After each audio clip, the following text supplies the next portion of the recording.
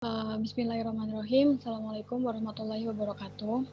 Selamat siang teman-teman dan selamat siang kepada Profesor Komariah. Semoga kita semua dalam keadaan sehat walafiat. Amin. Perkenalkan, saya Nazila Azah. Di sini saya akan mempresentasikan hasil resum jurnal. Saya ambil resum jurnal yang kedua. Jurnal yang saya resum bersumber dari Jurnal Moral Kemasyarakatan Vol 1 nomor 1 Juni 2016 oleh Bapak Purwito Adi yang berjudul Pembudayaan Nilai-Nilai Pancasila bagi Masyarakat sebagai Modal Dasar Pertahanan Nasional NKRI. Tolong lanjut. Ya. Selanjutnya pendahuluan. Negara Kesatuan Republik Indonesia memiliki cita-cita seperti yang dinyatakan dalam pembukaan Undang-Undang Dasar 1945 dengan tujuan untuk mewujudkan masyarakat negara Indonesia yang adil, makmur berdasarkan Pancasila. Akhir-akhir ini dalam kehidupan bermasyarakat di negara kita, pada kalangan birokrat, kaum pendidik, para orang tua, dan generasi muda Indonesia mulai resah atau khawatir adanya krisis keteladanan. Korupsi telah merajalela, kolusi, konspirasi, suap menyuap dianggap biasa. Perilaku kekerasan, mabuk, dan narkoba telah melanda para generasi muda bangsa. Itu semua merupakan wujud dari bentuk penyimpangan nilai-nilai luhur bangsa Pancasila. Semua komponen bangsa bersama pemerintah dan lembaga-lembaga tinggi negara berkewajiban untuk membendung pengaruh, tantangan, dan ancaman globalisasi, liberalisasi, dan postmodernisme demi penyelamatan masa depan bangsa dalam integritas sistem kenegaraan Pancasila. Kewajiban ini merupakan amanat nasional dan amanat moral karena ajaran paham dari sistem ideologi tidak sesuai, bahkan bertentangan dengan ajaran ideologi negara Pancasila. Selanjutnya ada nilai-nilai Pancasila dalam berbangsa dan bernegara. Yang pertama, Pancasila sebagai dasar filsafat negara dan sebagai perilaku kehidupan berbangsa dan bernegara. Artinya, Pancasila merupakan falsafah negara dan pandangan hidup bagi bangsa Indonesia dalam menjalankan kehidupan bermasyarakat, berbangsa, dan bernegara untuk mencapai cita-cita nasional. Yang kedua, pandangan hidup yang dimiliki bangsa Indonesia bersumber pada akar budaya dan nilai-nilai religius sebagai keyakinan bangsa Indonesia. Nah, maka dengan pandangan hidup yang diyakini oleh bangsa Indonesia dapat dan mampu memecahkan masalah yang dihadapi secara tepat. Yang ketiga, dengan kata lain, nilai-nilai yang terkandung di dalamnya juga harus dijabarkan menjadi norma moral, norma pembangunan, norma hukum, dan etika kehidupan berbangsa.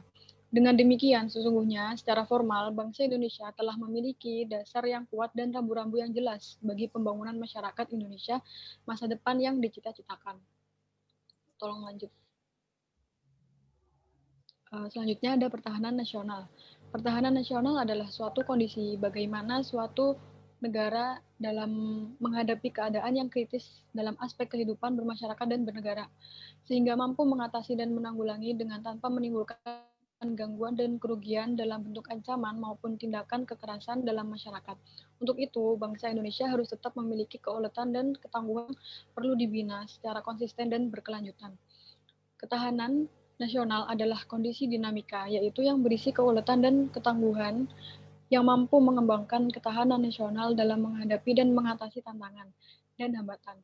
Tantangan dan hambatan yang dimaksudkan yaitu baik datang dari luar maupun datang dari dalam. Untuk itu, bangsa Indonesia harus tetap memiliki keuletan dan ketangguhan yang perlu dibina secara konsisten dan berkelanjutan. Tujuan ketahanan nasional adalah untuk menegakkan hukum dan ketertiban, terwujudnya kesejahteraan dan kemakmuran, terselenggarakannya pertahanan dan keamanan, terwujudnya keadilan hukum dan keadilan sosial. Tolong lanjut. Selanjutnya ada pembudayaan nilai-nilai Pancasila. Pembudayaan nilai-nilai Pancasila merupakan peningkatan secara kualitatif dari pemasyarakatan sehingga mencakup pengertian yang dalam.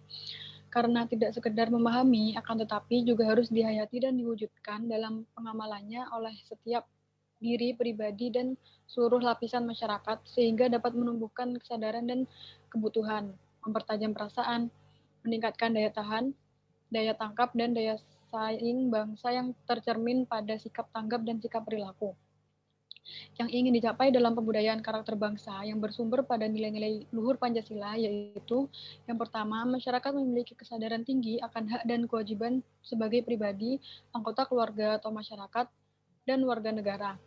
Yang kedua, masyarakat memiliki Yang kedua, sebagai pribadi yang bersikap sebagai insan hamba Tuhan yang mampu mempergunakan karsanya secara tepat, sehingga dapat bersikap adil. Yang ketiga, mampu mendudukkan dirinya secara tepat sesuai fungsi dan tugasnya. Yang keempat, sebagai warga negara yang paham hak dan kewajibannya sesuai peraturan perundang-undangan yang berlaku. Yang kelima, sebagai tenaga pembangun, memahami prinsip-prinsip dasar program dan pelaksanaan pembangunan dalam menciptakan masyarakat yang adil dan sejahtera. Pembudayaan nilai-nilai dasar Pancasila seperti ini dapat meningkatkan kesadaran nasional dan ketahanan nasional sebagai benteng penangkal penurunan wawasan nasional yang kita rasakan dalam era sekarang ini. Tolong lanjut.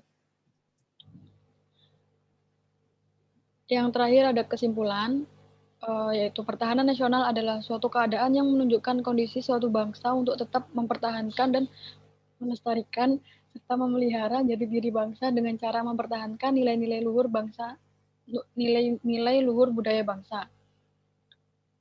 Pembudayaan nilai-nilai luhur bangsa Pancasila merupakan tanggung jawab bersama oleh segenap komponen bangsa dan kelembagaan negara. Penerapan nilai-nilai kemajuan harus konsisten sejak tingkat individu hingga kolektivitas bangsa. Apabila penerapan tidak konsisten mengikuti pelaku sosial, akan terjadi sejumlah distorsi terhadap kemajuan bangsa. Maka diperlukan program memperkokoh karakter dan jati diri bangsa. Di sini tujuan pembangunan karakter bangsa adalah yang pertama, membangun individu, mensyukuri nikmat yang dianugerahkannya, serta dapat sabar menerima segala ujiannya. Yang kedua, membangun individu yang mampu mengendalikan diri terhadap nafsu dengan jalan menghindari perilaku yang tercela. Selanjutnya.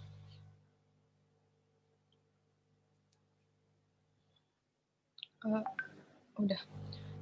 Sekian presentasi dari saya. Terima kasih. Saya ucapkan kurang lebihnya mohon dimaafkan. Wassalamualaikum warahmatullahi wabarakatuh. Waalaikumsalam. Waalaikumsalam warahmatullahi wabarakatuh.